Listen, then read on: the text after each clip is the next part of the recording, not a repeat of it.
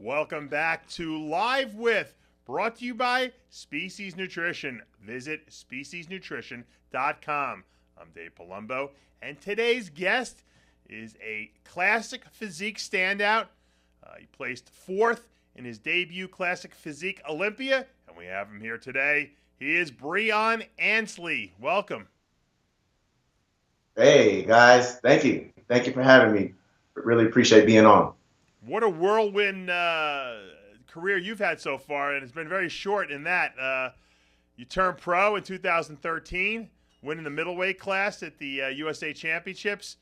You competed as a pro. You did terrible in the 212 class, and you switched to Classic Physique, and now you're placing top 5 at the Olympia. I mean, could you ever have predicted this 2 years ago? I would say yes. I hold high standards for myself, and I know that I work hard, and I want to and I work hard to be the best. So I would say, yeah, I knew my time was going to come sooner or later. So maybe the time is now. Now, before Classic Physique was invented, I've been talking about the need for a division like this, but there wasn't one. Were you discouraged in the sense that, hey, I turned pro, now I got to try to compete with these guys that weigh 212 pounds. I turned pro at 176 pounds. Well, I knew that I was actually kind of thinking to myself, well, I think I possess enough muscle to get away with being a top 212 guy, maybe at around, when I come down and be conditioned to maybe around 192, 3, 4 pounds. Dexter Jackson really, gave me a lot of inspiration as far as that was concerned. You know what I mean? Knowing his story and coming up as a bantamweight, but I think I thought I could pull it off. Being around there about the low 190s. But then, obviously when Classic when Classic came up, and then I was like, okay, well, let me just go ahead and hit heavy with Classic. Right. Now, I saw you were a welterweight back in 2012. When you originally started competing, what year was that, and what class was the first one you competed at? That's what it was, 2012. Wow. July, I did the LAs. July of 2012 was my first show, LA Championships, and that was as a welterweight. Unbelievable. And what'd you place? Top 2? I won that show, actually. Yeah, I won that show. Ever. Well, I won my class, and then another guy got me for the overall. But I won my class, and then I was like, wow, I think I could be pretty good at this. Let me continue to ride it on out. Were you an athlete in high school? I was. Played football, ran track. Football and track. A little basketball, but I didn't take basketball too serious. Right. Now, bodybuilding is so different from team sports. Guys, you go from in high school, you're playing team things, you depend on the other guys. It's a camaraderie thing. Was that a difficult transition for you to all of a sudden now start doing bodybuilding, which was kind of like me? Well, not so much. I think I think sports kind of molded me into having the work ethic and having the dedication and the stick-to-itiveness and the drive to kind of just get the job done. And I always kind of, in the back of my mind, I always kind of wanted to admire the physiques and, thought to myself what it would be like to be a bodybuilder. I was always in the magazines, always admiring the physiques and stuff. Flex Wheeler, Sean Ray, so the transition wasn't too bad at all. And luckily, I was always kind of a strong guy, being still one of the smallest guys on the team. Right. So, the strength kind of just naturally progressed into developing the muscle, luckily. Well, you got like that weird, crazy, like 3-dimensional muscle that like other people just don't have. Kind of reminiscent of Sean Ray's physique back in the day. When you heard about the advent of the Classic Physique division, did you say to yourself, man, that is me all over? Most definitely. Most definitely. I was very excited. It took me about one night to sleep on it. The next morning, I was like, man, let's do this. Let's do this. And my exact thoughts were, let's do this. I can kind of reinvent myself and, as a bodybuilder and uh, um, take it straight to the Olympia. That was my thoughts. And luckily, here we are. That happened. And, we're gonna ride this wave. Let's talk. But I still think though that I can cross over and do 212 and be pretty good at around that weight I was telling you about, with a couple of improvements and changes. So who knows? Who knows about what I'll do, and if we're gonna stick to classic and for however long, we'll see. We're just gonna have fun with it. Let's talk about the Olympia for a minute, because you finished fourth there, which is obviously tremendous. It was the first year, so they don't really know what they're doing. They're kind of feeling themselves out. I always say it takes about 3 years before they really figure out what they want when they start a new division like that. Were you disappointed with fourth? A lot of people thought you could have won that show. From the back, no one was better than you. I can validate that. Was that discouraging for you? I know fourth place sounds great to most people, but I know you went there to win. Absolutely. I was definitely there to win. I definitely thought that I had pulled it off. Like you said, from the back, I thought that I kind of outshined everybody. We train, man. We train to be the best, and we train to win. I really trained really hard for this Olympian, or even also for the show before, the Boca Raton show that I did about 6-7 weeks before that. And just in dropping weight, I dropped almost 30 pounds, So, yeah, I was disappointed. I was disappointed initially because I definitely thought that I pulled it off, that I had done everything in my power to pull it off. But, had friends and family just to kind of settle me down. And after thinking about it a little bit more, and as time went on, fourth place. Fourth placing is definitely a blessing and an automatic qualification to next year's is definitely a blessing. So, what did you? We definitely want that number one spot. Breon, what did you wind up weighing on stage at the Olympia? 175 is what I had to get down to. 175. So that's low. Had to come down quite a ways. Yeah, that's lower than when you turn pro. Yeah. So very ironic in that sense. Very ironic. Actually, 176 is the cutoff, and that's what I was at at USA's in 2013. So I had to be a pound underneath that, man. So you're talking about losing some serious weight there. What would you, assuming there was no weight cutoff, what do you think you could have gotten on stage at this particular Olympia if they would have allowed you to be heavier? Oh, I was ready. I was ready at about 185, 186. I was ready to go. Glutes were in, low back, erectors were in, everything was in at about 185, 186, yeah. Knowing that you were 10 pounds heavier, 11 pounds heavier than what you had to weigh at Classic, does that make you feel more inclined, especially since you're a young guy, to want to try to grow and move up into that 212 division?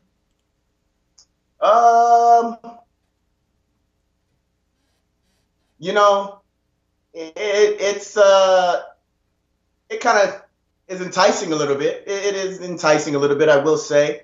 But I know still, these guys flex, and I'm not going to do it unless I could be a, top 5 guy for sure.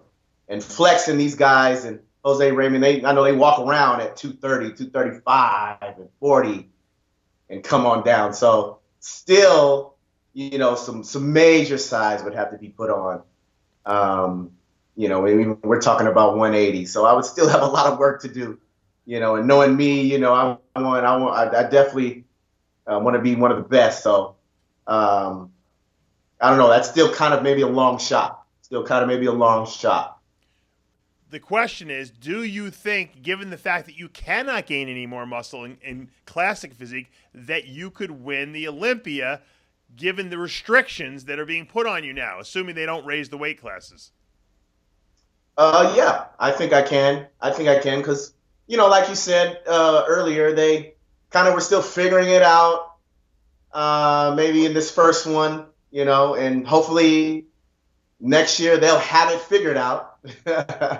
And my type physique with the amount of muscle that I have um, will be good enough to be the champion in the classic division, being that weight, and hopefully they do next year. Hopefully they do raise it a few more pounds. I think that'll definitely be to my favor, thinking that maybe that I'm one of the more muscular guys up there on stage. I think as far as the completeness, head to toe.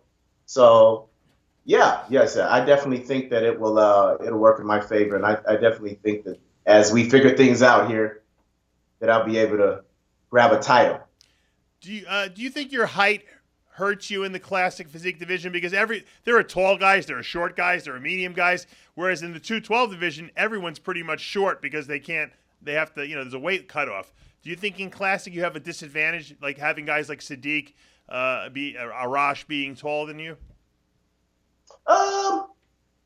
No, because I think that they have to get down to a certain weight, and it kind of just balances everything out.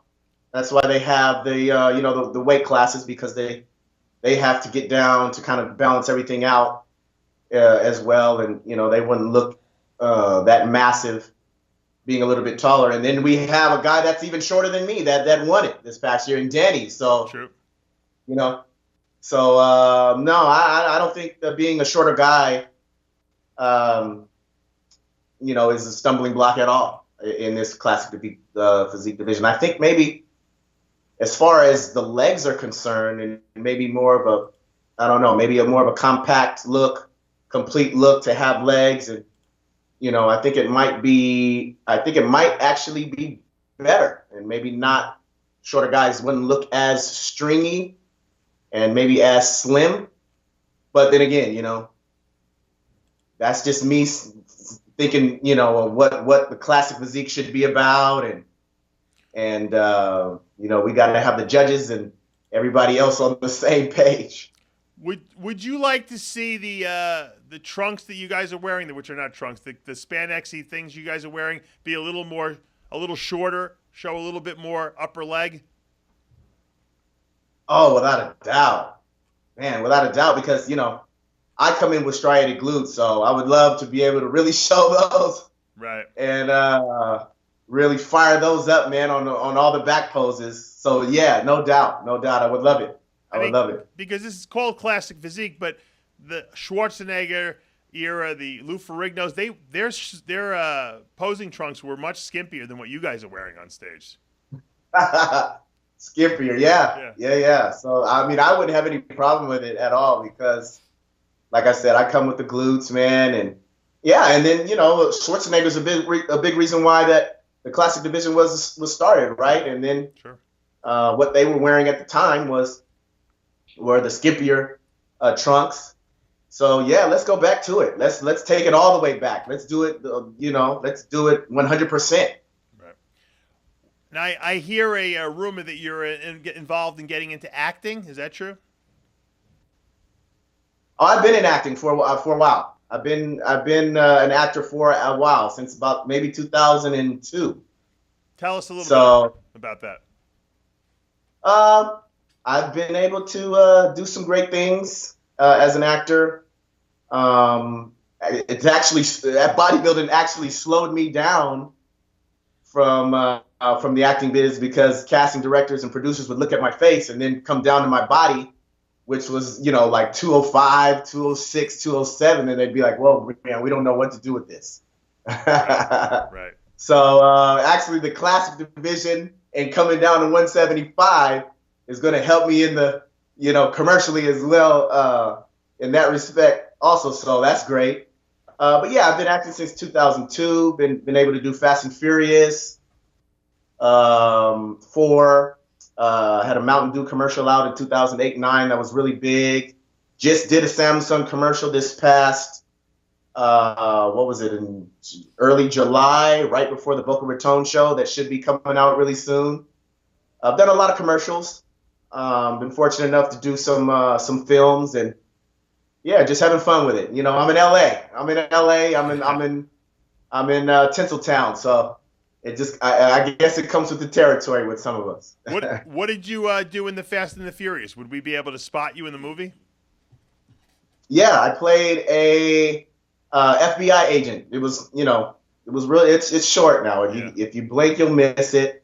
I had 2 lines in there, and it's when they were in the GPS room, trying to spot or protect the guy that passed away. I forget his name. Paul Walker. Paul Walker. Yeah. They were following him in the GPS room, and trying to hunt him down. So, yeah, that was in the 4th one after Tokyo Drift. Right. That's cool. That's cool. Now, how do you get these gigs? You have an agent? Absolutely. Yeah, I have an agent, commercial agent, theatrical agent. Yep. If Hollywood came calling for you, would you leave bodybuilding? Would you say, screw it, I'm just going to go over to Hollywood and do whatever they want? No, I try to juggle it, man. I really would. I try to juggle it. I like I said, especially without getting the title, I definitely would let it go. I want the title. I want the title first. All right. So you give me the title for a few years, and then we'll see. You're bit by the bug. You want the top spot. I want the top spot. I come by it honestly, competitive background, competitive parents, and yeah, I work hard, man. So I want the title. Do your parents get it? Do they understand the whole sport, or do they think you're crazy? Because my dad only knew football, baseball, that kind of stuff, Yeah. No. I got their full support. They're behind me 100%. They get it. It's funny. They think some of my best looks are when I thought I was just really soft and off at the Phoenix Pro. In late 2014 when I did the Phoenix Europa. So, they're still trying to figure out the best looks that I bring to the table. So, but they're behind me 100%, and I got their full support, and they had fun at this past Olympia. They really enjoyed themselves. I saw some video Johnny just put up you posing with Chris Cormier. Has he helped you with your posing at all, presentation? Oh, absolutely. Yeah, Chris is great, man. Chris is great, man. He definitely helped me with my posing, showed me a few things, and then just told me to have fun up there. Bring what you have as far as my own style, and he gave me a lot of good suggestions. Chris is a beast, man, with that posing, to put you, especially to have good posing conditioning, to be able to be up there and go a few rounds. Absolutely. Chris always had that. Now, I'm watching another video Johnny put up of you doing lunges with 315 on your back. What the hell is that? Where did that come from? That's a very impressive lift to step back with 315, do one-legged squat. Yeah. Sometimes these legs can lift some weight, and I showcase it a little bit. That was Ronnie Coleman influenced and inspired right there. I'm not walking with it, but I'm stepping back with it. But my legs are strong, man. I get it from football and running track. I think that's where I have a good base with legs, where that comes from. Definitely football and track. So, and legs are my strong point. I've always had, ever since I started in 2012, my legs have been my strong point as far as bodybuilding and as far as what they look like, and just what I bring to the table as far as legs. So, yeah, maybe you guys will see some more of that type stuff. Yeah, we like that stuff. The fans love that stuff. I like to see hardcore training from guys. What's going to be your show for 2017? Have you figured it out yet? Yeah, I would like to do the Arnold, most definitely. But I'm hearing all kind of mixed things out there, man, about how Arnold might not have it. I don't know. That is shocking to me that if that's true, but definitely I would love to do the Arnold and compete for the title there, man, and have Arnold present me the title there. That would be great. If there was no Arnold Classic Physique, because I'm hearing the same rumors that they're not doing it, what would you do? Would you do New York Pro, something like that? Yeah, maybe New York Pro, Pittsburgh. Right. I know the LA show, that first show, classic show that they had in LA. I think that was in around May too. Maybe those three would be on the radar. One or a few of those shows, the LA one, the Pittsburgh Pro, the New York Pro, to kind of have a tune-up before Olympia next year. Yeah. Well, I want to just wish you the best of luck. I think you got a terrific physique. Like I said, I really, from the back, no one beat you at that Olympia, that's for sure.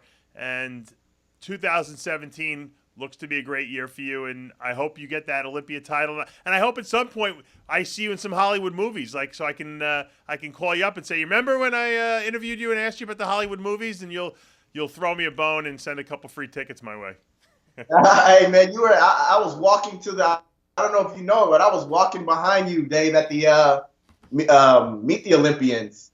And man, you already a star yourself, man, walking on the red carpet on the way to it, man. You already got the love.